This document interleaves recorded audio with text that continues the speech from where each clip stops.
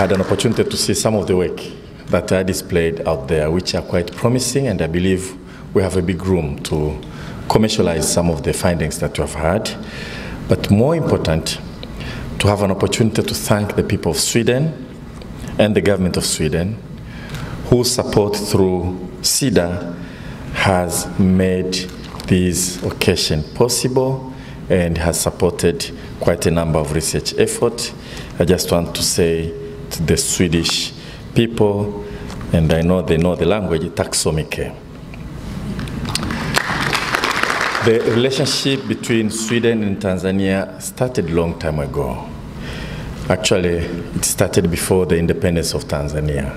By that time, Mwalimu Nyerere reached out to some of the Swedish politicians and forged very close relationship. When Sweden supported our effort to be independent, and they had some common views on how to run affairs, and that relationship has lasted to date. It have been getting stronger and stronger over time. We are very proud of this kind of relationship, and I really want to use this occasion as a minister now to say thank you to Sweden for the support that you afford Tanzania, and in particular for the support that you afford Tanzania in areas of academic, research, and scholarship. And some of you may not know, a number of Tanzanians have studied in Sweden, and generally all of them, after their studies, they will come back to contribute in national building. It's quite a unique character of Tanzanians compared to many other beneficiaries of such scholarship. I personally enjoyed the support of CEDA. I got a scholarship to pursue my PhD at Göteborg University, or Gothenburg University. Save for the cold weather and dark hours during winter, everything in Sweden was perfect during my stay there. So I retain extremely fond memory of my time I spent in Sweden. There are so many, and this is not the time to share with you. But I also admire the Swedish sensibilities on issues of socio-economic development, something that somehow I personally think most of us should try to emulate. I am extremely happy for the collaboration that exists between ARU and CEDA, and I'm very happy to hear that there is a new face that is in the offing to continue this collaboration. I believe this was made possible by very good work that all researchers have done, and also the organizing committee and the overall management of the university. Otherwise, when you have this kind of collaboration and the relationship becomes a little bit difficult and people don't deliver, then the relationship tends to fizzle out. So congratulations to all of you for making this possible. As I said, I am one of the beneficiaries of Swedish scholarship. I spent my time there. I did my PhD. Quite an exposure that was very useful coming back here for national building. There was a thinking then among quite a number of friends out there that since we have trained some people, maybe now is the time that they just study at their own home. That people who are at RD University or Dodoma University and so on can do their first degree and do their master's and their PhD right here in Tanzania. We think university education has to be an international endeavor. Apart from the fact that going abroad will help us to see how other people organize their lives and how they conduct their academic affairs, it also minimizes the inbreeding that can actually drag us down to an average that we don't want. So we really want to continue to reach out to other universities across the country, send our people there to study so that they will come back and share with us the knowledge that they get there. And we welcome those who want to come to Tanzania to pursue their studies. So my message to our friends, especially in Sweden. We still need to send our people to study in Sweden. So I look forward to the next phase, Mr. Vice Chancellor, where we'll see a number of staff here going to do their PhD in Sweden and come back here to teach and work with the government and the people of Tanzania. We as a government, we are committed to make sure that more Tanzanians go abroad to study. And we are not just going to say this rhetorically. We are going to put money in the budget, in this budget, coming budget, to make sure that we offer scholarship by the government. First of all, to the best students who will do extremely well in science at Form 6. If we agree with the parents and we think the kids can cope going abroad, we are going to send them abroad to get their first degree at the best universities across the globe. And that will be in science subjects, medicine. So PCM, PCB are the areas that you are going to study. And it's actually in the election manifesto that was used for campaigning during the last election. We are going also to set aside funding to make sure that the best students in our universities in areas of science and medicine, those best students in areas of science, medicine, and technology will also get automatic scholarship by the government of Tanzania to go abroad to the best universities to pursue their master's and PhD, so that we go and tap into the knowledge that exists out there so they can come and help us to improve our situation. We are doing this. We are doing this to send a strong signal to our partners that we really are serious about internationalizing our academic efforts to make sure that we can gain experience from Sweden and everywhere for people to study there. Unless we put our money, it will appear that we are just extending our hand for handout. No, we'll put the government money into it, and it will start with this budget. And we also want to see more effort and collaboration in areas of research. And to that end, the government in the coming budget will set aside funding for researchers in areas of science and medicine who will publish papers in top-notch journals, and we know we can rank those journals, Lancet, Nature, and so on. If you publish there, you get good money. In this case, we'll give you a handout, a check, spend money the way you want. I know in South Africa, they limit it to using for traveling and so on, but we'll give you money, spend the way you want, because we want scientists in Tanzania to enjoy their life, to work long hours in the library, and know that the government will take care of them. So we'll put aside funding for that. We have already put an amount, but it's a little bit too early to say. It will be a good amount. You can take the money, go buy yourself a car, buy a new house. I hope you want to go out boozing, but we are not going to control how you spend the money.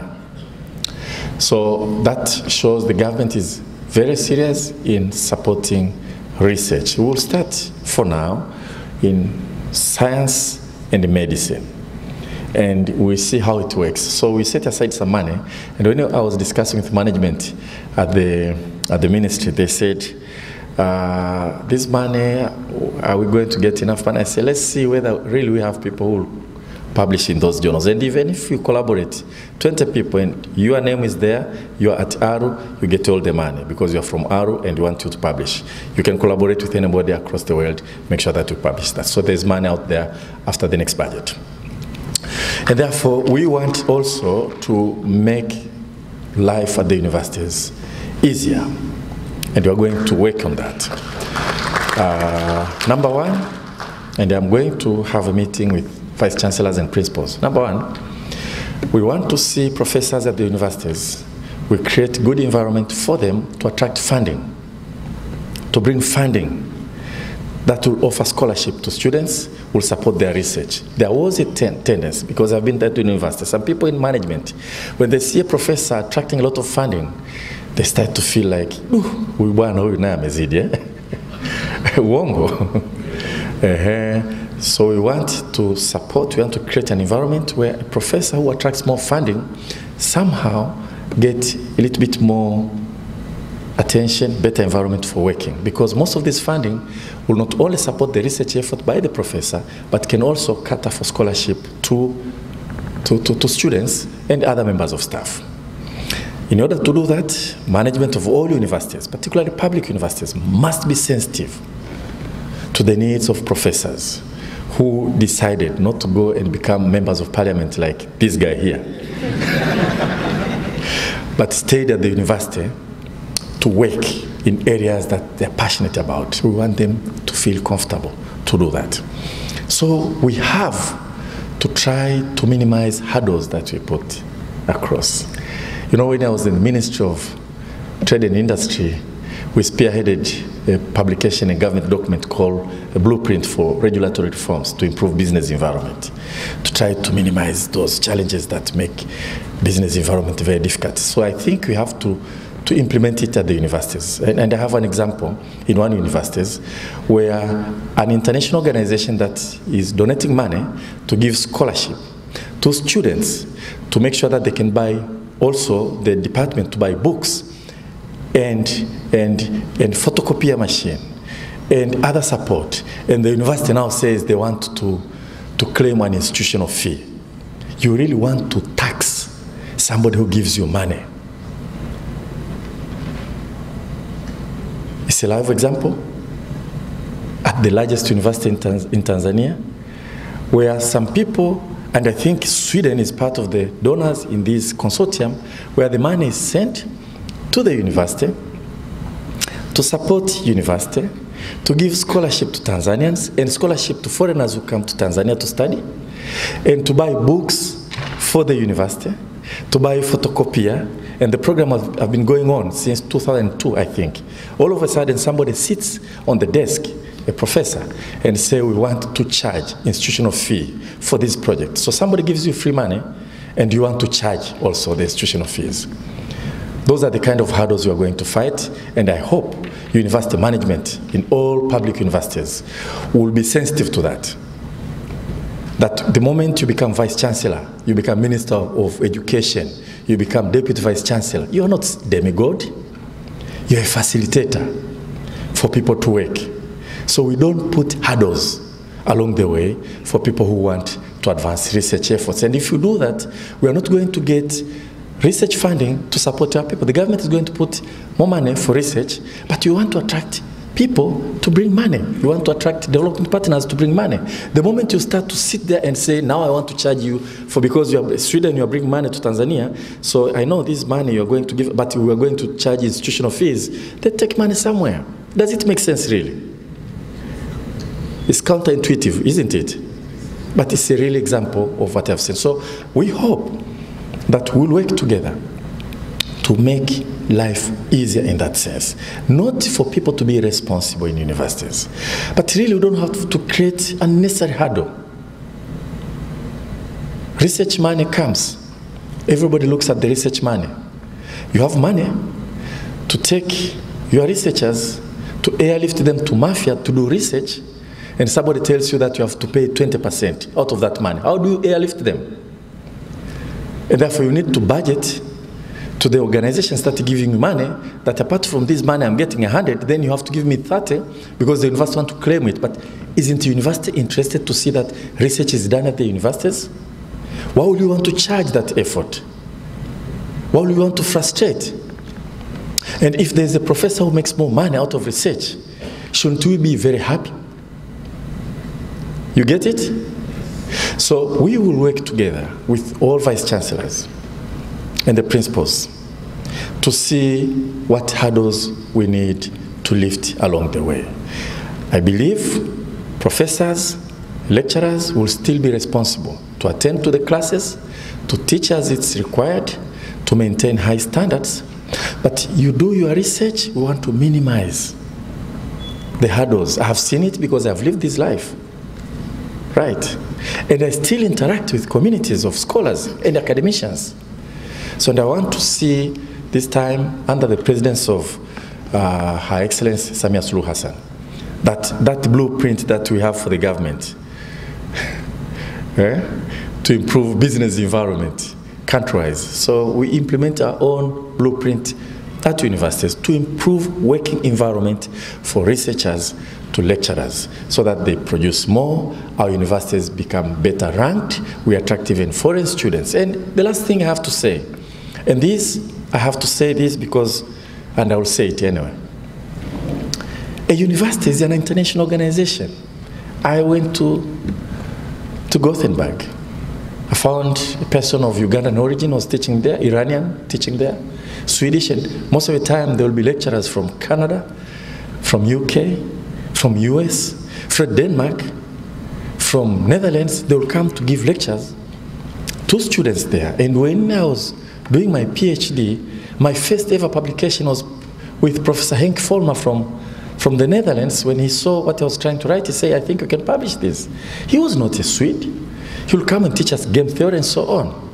If we are not open-minded, the way we run universities, we think we can close in and remain ourselves.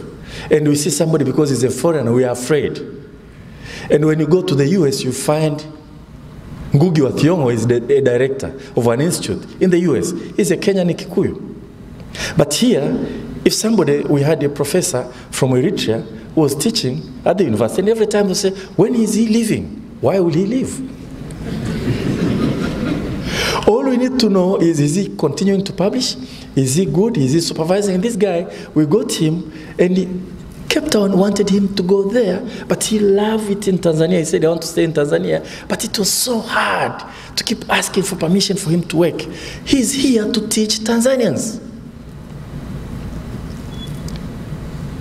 This mentality, we have to get rid of it.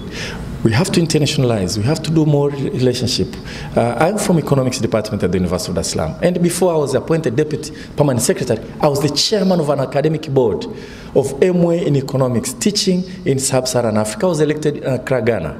We pulled together students, and we used to invite professors from Ibadan, from Zimbabwe, and come and teach at the university or in the department. And students love it, to see different people teaching, and from Nairobi to come and teach. And we have to continue to do the same. We cannot close in.